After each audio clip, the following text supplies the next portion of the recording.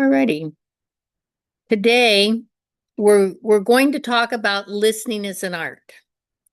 None of us listen as well as we should be listening. So remember, great minds have purpose.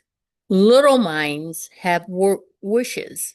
So we have to turn our wishes into a purpose. We have to have a plan. We have to have a way to do it, something to follow, an outline. And hearing is one of the body's five senses. We hear, and it's one of our senses. We're just born with that, and we know how to use it quickly. But listening is an art.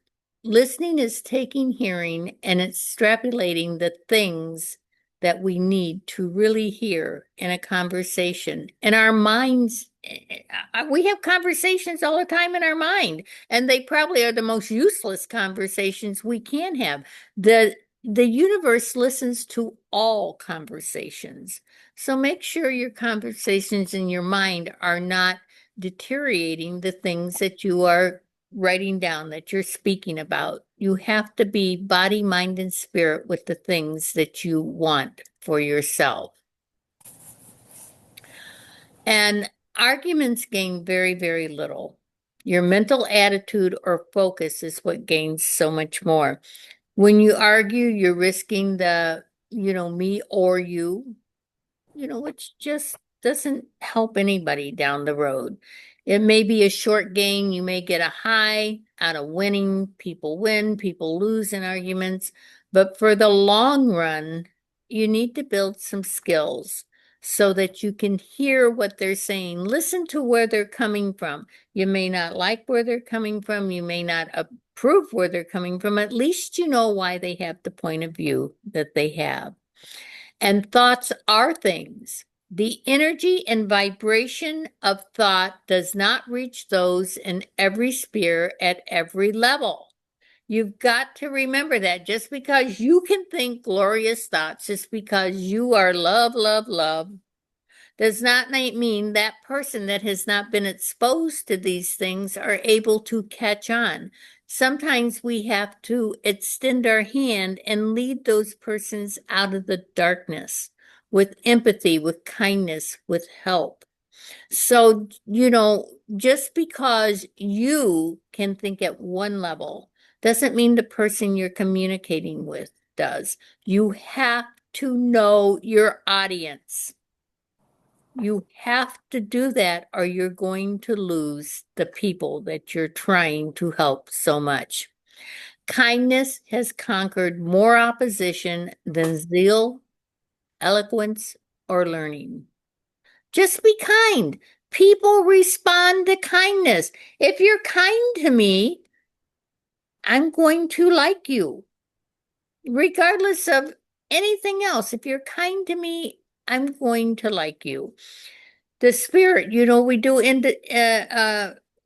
investigations here. I allow investigations to come here, and they have to be kind to the spirit. If you agitate the spirit, they're gonna go away and they're not going to come back. When somebody agitates you, do you come back for more? But if they're kind to you, you're gonna come back and see the people that are here. So you must be kind and you must come from the heart of love. Just don't say the words because you've got motives behind it. Truly be kind because you're coming from the heart of love and you want to help others. And don't worry about children never listening to you. They just have a habit of not listening to you, especially if they're teenagers. What you leave them You lead them with everything you do. It's all over the place in their vibration. Everything you do leaves an imprint on a child. They don't necessarily hear so much what you say. They watch what you do. It's not what one says that counts, but it's what one is. What you are is what they're going to feel. That's the vibration they're going to pick up. And the most dangerous currents run beneath the surface. You find that out in criminal work. You find that out when somebody's mad at you and you can't figure out what you've done. It's the current underneath. It's how they perceive. And once you know that, you have a chance to work things out. When you dig another person out of trouble, you're going to find a place to bury your own troubles. And we don't want to bury them. We want people to realize them. It's our right to help, but don't dig them out because their troubles will come back the same plus more. Because each time we dig somebody out of trouble, each time we we come up with ideas that aren't working, we get sicker and sicker and we get worse and worse. So you have to find ways that are going to resolve problems rather than the short term resolving them to create more. All growth is a leap in the dark. It's a spontaneous act without the benefit of experience. What you can determine is predictable for an outcome. So growth is scary. That's why people like to live in the back, going backwards. People are afraid to go forward. People are afraid of new inventions. People are afraid of new things because they're scary. We haven't done a lot of them. We've done some testing on medical things, but to actually apply them to the masses is a totally different story. But we're not moving backwards. The universe moves forward. We must move with the universe. We must do what's happening. Jesus moved. Jesus moved with the universe. Jesus moved forward. The reality is that changes are coming. In our day-to-day life, we are seeing it right now. It's very live and it's happening every day. Every day something changes. Sometimes we feel those changes, sometimes we don't. Our government is changing, our lives are changing, the way we look at things. AI has brought in a whole new way of handling business. Our jobs are changing. We need to re-educate, and that's a real scary thing for people, especially in our age group. Re-educating is not something that we had on our agenda. So the reality is the changes are coming. They must come. They're not going to go backwards. These changes are staying. You must share and bringing them not only to yourself, but lifting others up to realize changes are here. Maturity is the ability to bear an injustice without wanting to get even. When somebody does something to us, we want them to hurt. That's how human nature is, but we've got to get out of that and we've got to learn how to not want to get even. We've got to learn how not to punish them for what we have perceived that they've done to us or our loved ones for that matter.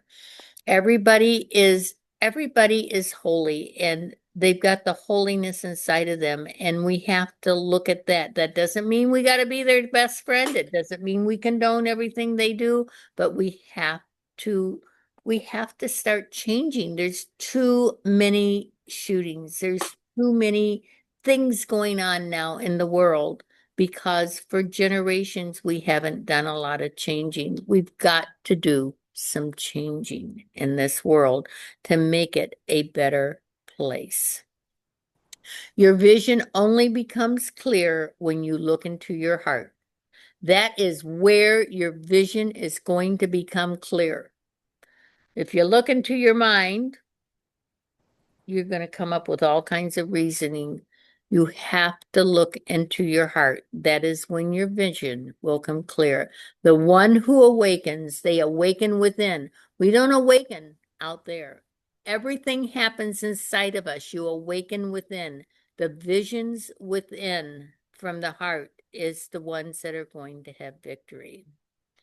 And victories are not won in miles. You're just not going to say, well, I've changed my mind. I'm not going to think like that anymore. And you're there. You have to continue to repeat that. You have to make patterns. How you win is by inches. Well, I was better today than I was yesterday. Even though I did this and I did that, today was better. Little by little, we become more in the likeness of our Creator.